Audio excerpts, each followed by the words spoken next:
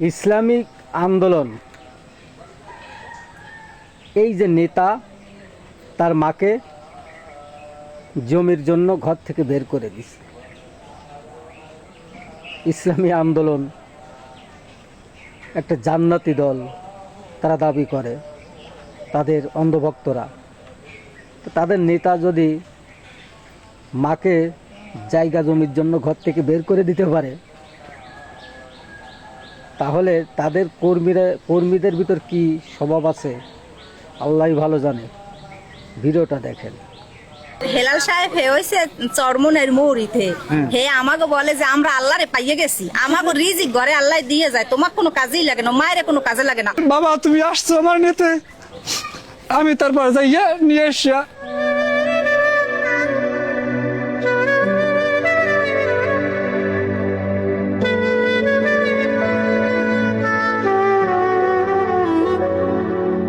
জমি লিখে দিতে রাজি না হওয়ায় ৮০ বছর বয়সী শ্রবণ প্রতিবন্ধী মা আনোয়ারা বেগমকে ঘাড় ধাক্কা দিয়ে ঘর থেকে বের করে দেওয়ার অভিযোগ উঠেছে তার ছেলে হেলাল হাওলাদার ও পুত্রবধূ ফাতেমা বেগমের বিরুদ্ধে। অভিযোগ রয়েছে, ঘর থেকে বের করে দেওয়ার পর প্রবল বৃষ্টির মধ্যে প্রায় ১ ঘণ্টা দাঁড়িয়ে ভিজেছেন বৃদ্ধা মা। কান্নাকাটি ও কাকুতি মিনতি করলেও তাকে আর ঘরে উঠতে দেওয়া হয়নি।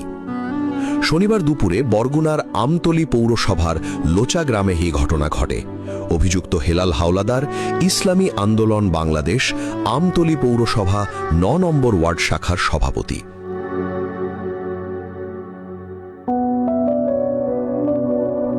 স্থানীয় সূত্রে জানা যায়, ২০০৫ সালে স্বামী আবুল হাশেম হাওলাদারের মৃত্যুর পর আনোয়ারা বেগম অনেক কষ্ট করে ৫ ছেলেকে মানুষ করেন।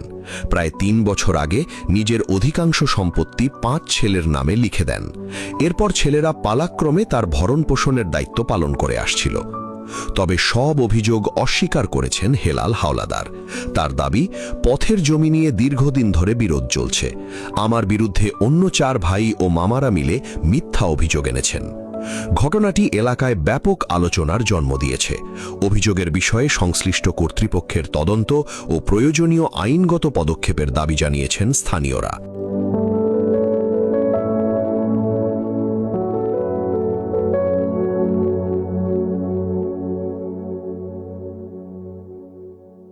আমার মায়ের আজকে যখন সকালে নিয়ে আসছে, আমি ৮ দিন আগেই বলছি, আমার তো এখন বর্তমান পরিবেশ ভালো না, আমি বিগত দিনে খাওয়াইছি, এখন বর্তমানে পোতের অবস্থা ভালো না, একটু পোটটা শুকানোর পরে আমার বাড়িতে নিব।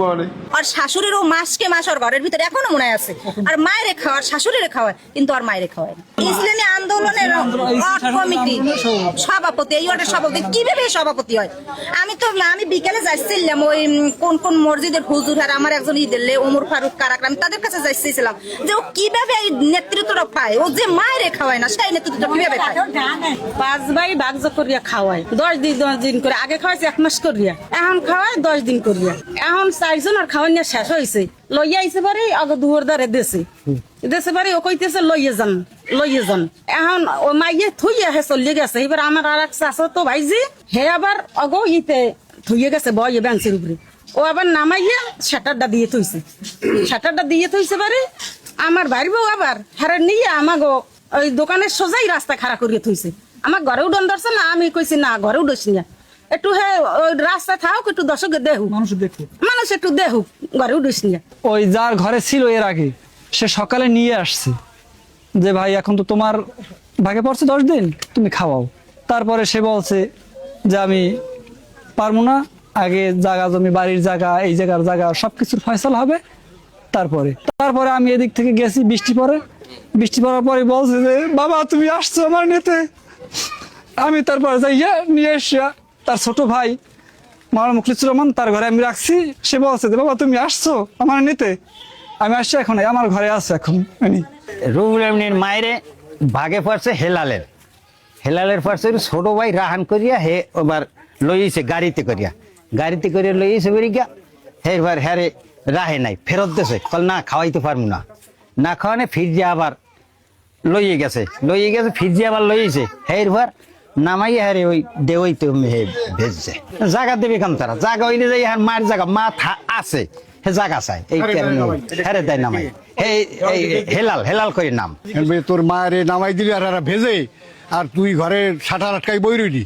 আমি বলি বেটা তুই এটা উচিত হয়েছি আমার বড় দেখতুই, তোর এটা ওই যে মা তো সবাই আছে, আমাকেও তো মা আনলি। 10 দিন করে খাওয়ায়, 10 দিন খাওয়ানে আজকে তার যেই ঘরে খাইবে সেইখান থেকে আজকে 10 দিন শেষ এই ঘরে আসছে, মানে হেলালের ঘরে আসছে। হেলালের ঘরে আসায় হেলাল তারে উঠতেই দেয় নাই, উঠতে না দেওয়ায় পরক্ষণে আবার যখন বর্ষা আইছে তখন হেলাল চেয়ারে বসিয়া তার মাকে নামাই দিয়ে ধাক্কা দিয়া তার ছেলে মেয়ে অর্থাৎ দরজা দেওয়াই রাখছে।